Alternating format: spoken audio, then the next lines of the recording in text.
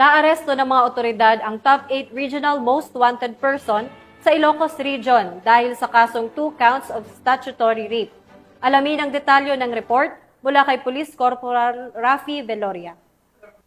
Ang isang lalaki na may kasong 2 counts of statutory rape sa isinagawang joint operation ng Rosales Police Station, PIDMU ng Pangasinan Police Provincial Office at PIT ng Pangasinan Regional Intelligence Unit 1. Dakong alas 4:25 ng hapon noong ika-11 ng Agosto taong kasalukuyan, isinagawa ang operasyon sa Barangay Carmay East, Rosales, Pangasinan sa pangunguna ng Rosales Police Station.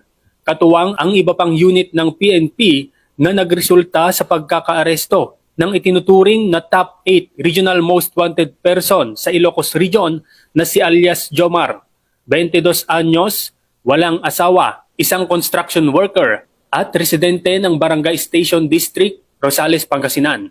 Ang nasabing individual ay inaresto sa bisa ng warrant of arrest na nilagdaan ni Honorable Roselyn C. Andrada Borja, Presiding Judge, Regional Trial Court, Branch 53, Rosales, Pangasinan, kaugnay sa kasong 2 counts of statutory rape na walang kaukulang piyansa. Sa kasalukuyan, nasa kustodiya na ng Rosales Police Station ng akusado para sa wastong disposisyon at dokumentasyon. Ang tagumpay na ito ay bunga ng determinasyon ng ating mga kapulisan upang masiguro ang isang lipunang ligtas, mapayapa at may hustisya para sa lahat.